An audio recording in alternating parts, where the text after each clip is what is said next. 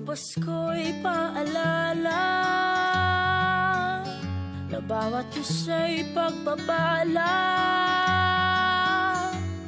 mula sa Kanya na unang biyaya. Kaya ngayong Pasko, ang blessings ko'y kayo. Thank you ang babait ninyo. Kaya ngayong Pasko, ang blessings ko'y kayo. Thank you ang babait ninyo. Thank you, thank you, thank you ang babait ninyo.